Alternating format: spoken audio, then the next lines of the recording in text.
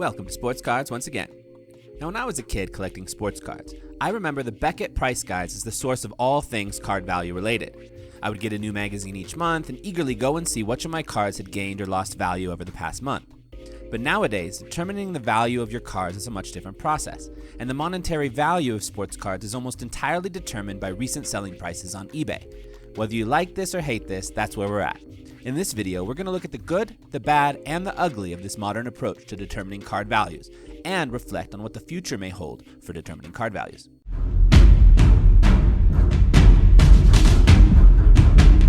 The good. There seems to be this modern trend of being cynical and crapping on everything all the time, and just always pointing out the negative. And based on online sports card groups and forums, it seems like people's perception about using eBay as the place to determine card value is no exception to this trend. And while there is plenty that is not good about it, which we'll go into later in this video, there's also plenty of good to say about it as well, and that seems like as good a place as any to start this discussion. When I was a kid, as fun as it was for me to check in with the Beckett Price guide each month, I would say that it actually was not that helpful in telling me how much I could realistically get for a card if I tried to go out and sell them. I don't know if I was just an ignorant teen who was trying to sell his cards in all the wrong spots, but I never got offered anything even close to Beckett prices in any context in which I tried to sell my cards. Even an offer of half that value was rare. As such, the Beckett Price guide became more just like a fun way to track my personal collection's movement, or to help me make a more even valued trade with friends. With the prominence of eBay comps determining value now, this is no longer an issue. This is the first good of using eBay comps. Anyone who wants to sell this or that card can learn from a few clicks of the mouse what the actual going price is for that card and how it has moved up or down in recent months. And this information can help someone to make decisions with more knowledge of the market. This is a useful thing to have at your fingertips. In addition, most buyers know now that if they offer half of the going price, it's very unlikely they'll be able to get that card.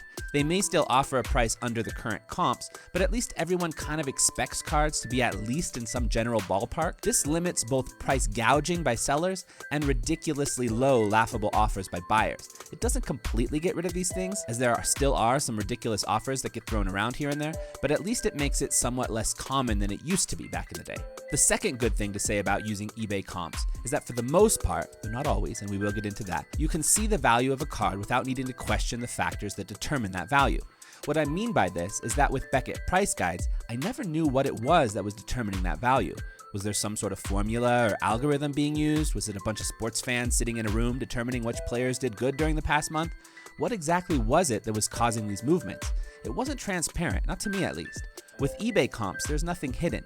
You can directly see where the sale price was, and though you can still go through a process of speculation as to the underlying reasons why the prices have gone up and down, you know that at the most basic level, the reason they have gone up or down in value is because people are actually buying them for more or for less. It is the market determining the value, and you can track that and see that. Beckett Price guides probably had some logic to their methods, but the average collector just didn't know what went into determining those stated values. Now with eBay, there's always ways that people are cheating the system at times, and we will get into that in the ugly section. But from an overall level, this does get rid of some of that kind of lack of transparency that existed with something like Beckett Price guides. The third good thing to mention about using eBay comps to determine card value is how up to the minute it is. Whereas with Beckett Price guides, you could only see the value changing month by month, with eBay, you can see the changes in a more immediate sense. A player has a phenomenal game, and suddenly his prices go up. He tanks another game, and suddenly his prices go down. The immediacy of connection between gameplay and card value enables the hobby to have a more direct connection to the actual ongoing happenings of the sport. Watching a game is both fun for the sake of the sport and as a means to reflect on what might be happening with your card's value. That kind of constant input into the card value can make it more fun for many. And this is a hobby, and hobbies are supposed to be fun. The bad. But using eBay comps is not all fun and games. There are some bad things to consider here too. Now in this section, I'm going to be focusing on the bad without yet getting into the ugly. That means that this section looks at the bad aspects of using eBay in a scenario where people are still using it fairly and without corruption.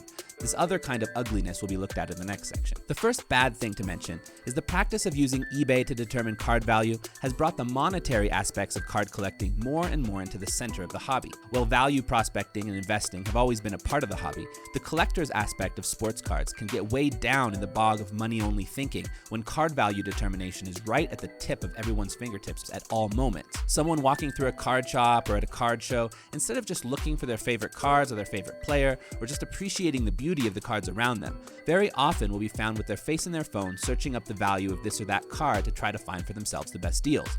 In this kind of scenario, money becomes more central to the hobby, instead of it just being one element in the mix of many elements. And I don't think this is a good thing for the health of the hobby overall. The second bad thing to mention is that the open market can be a fickle thing that can shift based on an infinite number of factors. Whereas the value of cards determined by Beckett Price guide was, I'm assuming, mostly informed by just the happenings in the sports card world and with the player's gameplay performance, the eBay values are also informed by a ton of other outside forces that affect the economy at large. Whether it be a sudden influx of money into the hobby due to stimulus checks, which is exactly why the values of cards took off in an insanely sharp way in early 2021, or other outside of the hobby and outside of the sport factors of the economic situation, card values are at the whim of so many forces. Now, for someone who is strictly an investor, this may not be a big issue, and maybe even be an advantage to them, as they can use their knowledge of economy to their advantage. But for someone who is in the hobby mostly as a collector and as a fan of the sport, these many forces factoring in on card value is often not a good thing. For example, if someone who loves watching the NBA and uses their basketball knowledge to buy this or that card of some player, feeling confident that that player is on the rise, it can be very frustrating to then see the player's value fall because of factors that have nothing to do with basketball, but have everything to do with the wider happenings in the world at large. This intertwining of card values with market forces well beyond the sport card and the hobby means that someone looking to make a little profit or even just break even has to consider things in a much wider way. That isn't necessarily an attractive prospect to everyone and may keep some people from participating in the hobby more than they would like to. The third bad thing to mention here is that those with more money who can afford to pay for additional resources to help them analyze the market have an advantage over those who don't have access to these same resources. Those who have more money have advantage over those who don't. Tools like Market Movers, Card Ladder, and others do try to give some usable tools for free, but there's no question that if you pay the expensive fee, you have access to a lot more stats and data to help you make smart investment decisions. For the sports card lover on a strict budget, who is more in it for the fun but still wants to be able to at least break even or come out a little on top, this can mean they're at a disadvantage. Over time, this could mean that those more casual collectors who just hope to break even may eventually leave the hobby. If others have such advantages that it makes the playing field uneven, a lot don't want to play the game. The fourth bad thing is that it gives too much power to eBay as a platform. eBay is not the kind of company I would normally want to support. They seem to me to be more like one of those soulless enterprises where the bottom line trumps humanity. As more and more sports card marketplaces pop up over time, from ComC to StarStock to PWCC to Alt to MySlabs to so many others, eBay remains alpha, even if they are not necessarily the best choice for either sellers or buyers. There are some efforts being made here and there to widen the data pool to include sales from some of these other platforms, but in many ways, these efforts are really in their infancy. 130point, for example, is a website that's a great place to keep track of recent eBay sales that has recently opened up an option to also track recent sales on MySlabs. That's great, that's helpful, and that site's free, so it's knowledge equally accessible to everyone, which I greatly appreciate. It is, however, very likely that someone like Market Movers may eventually include sales data from some of these other sources, which could cause an app like that to eventually become king of the sports card value determination process. But again, the problem there is that this then becomes privileged knowledge only accessible behind a paywall that everyone cannot afford. I actually think that would be worse than using eBay to comp the value of prices, because at least eBay previous sales at the most basic level is data that everyone has free access to in a quick way. The fifth bad thing to mention about using eBay comps to determine card value is directly related to number 4. If the value of a card is determined by the going price on the open market, but the value is determined by just one place, then it's very possible we actually aren't getting a true representation of the current market value in the market at large. It could be that certain cards are going for much higher over on StarStock, which seems to happen quite often, or much lower over on MySlabs, which also seems to happen quite often. I've seen a number of cards on ComC that end up going for like 75 cents when they sell pretty easily on eBay for like $3 to $5. But it's specifically because there are like 200 plus cards up on ComC of that card, so everyone trying to underprice everyone else just brings the card price down ridiculously. And since it only get them a couple of bucks extra on eBay anyway for all the trouble of getting it shipped home, relisted on eBay, and then shipped out to the buyer, they just end up selling it really low on ComC, not wanting to bother with all that hassle for very little return. So by using eBay, we're not actually getting a true representation of the market value across the whole market. The ugly. Now, so far we've considered the good and the bad of eBay comps, but within a context where corruption is not part of the equation. But using eBay to comp card values has a definite ugly side to it as well, and that is where we'll be looking at next. Do keep in mind that after this section, we'll also discuss a bit about what the future of card value determination may hold, so make sure to stick around until the end for that. Now, the first thing to mention in relation to the ugly side of using previous eBay sales as the place to determine card values is the most obvious of all, shill bidding.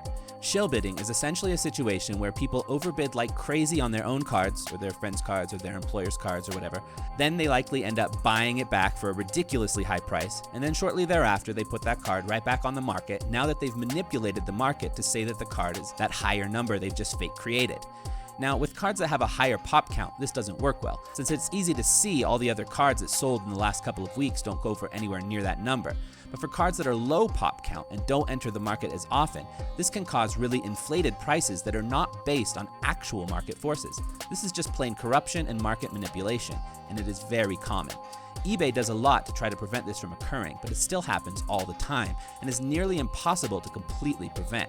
If there was a different way to determine card value, this likely would not be a common practice. But since eBay is the way to determine card value, it creates space for this kind of corruption to exist. Essentially, there's financial incentive for people to act in a corrupt way, and that is not a good thing to have in a system. The second ugly thing to mention is in relation to the race to monetize access to data. Now, I may actually be in the minority when thinking about it this way, and I've already talked about this in the previous section to a certain degree. But I do not think it is of benefit to the hobby for data to get captured and hidden behind an expensive paywall. I recognize that it is almost an inevitability, but I think it puts a cap on where the sports card hobby can go. For one, it keeps it pretty much in the realm of just the wealthiest nations, and it keeps the best data in the hands of those who have the money to access it. This kind of captured data and trend sharing is extremely useful to those who can afford it, but I think that monetizing that data keeps casual collectors away from getting more into the hobby once they recognize the disadvantage they're in if they don't pay for access to that data pool. And paying an expensive monthly fee for someone who is just in this casually or for fun isn't something a lot are going to want to do. Now, I do think there are a lot of efforts to open source some of that knowledge, sometimes through YouTube channels, sometimes through certain parts of the app or website being accessible for free. I appreciate how Market Movers has a certain number of cards that you can look up for free each day, or how Card Ladder or Slab Stocks keeps a lot of its knowledge freely accessible. And all this being said, I also appreciate that it costs money to pay people to capture that data and input it into these various programs. Useful tools cost money to create and maintain, so of course there needs to be some sort of way to recoup that money and pay the people who are doing the work. But as I think about things moving forward, and as these tools get more and more powerful and more able to almost spoon-feed people the best cards to buy, not only will it gradually become more expensive to build and maintain, but it could also eventually end up being the main source that determines the direction of market forces. For example, if a powerful app that has access to all the relevant data can do its AI thing and spit out the top 10 best cards for an investor to invest in, and you have a lot of moneyed people looking to invest in the best investment card, suddenly you have tons of money being thrown towards those specific cards that the app is telling them to invest in, and then those cards become hot on the market as a direct result, like a self-fulfilling prophecy. If these data tools become too advanced, this is a scenario that seems pretty realistic, and it does seem like this is the direction these data tools are going towards. So anyways, I don't know, I'm kind of rambling a bit at this point, but I do have a lot of concern about what the battle for supremacy in the data gathering game will eventually lead to in the hobby. Where is all this going? So now that we've looked at some of the good, the bad, and the ugly about using previous eBay sales as the way in which to determine card values, let's reflect a little bit about where we go from here as a hobby. It's not inevitable that eBay continues to play this role in the future. You can already see signs that the somewhat near future of determining card values will likely involve a more full picture of what's going on in the market across all major marketplace platforms.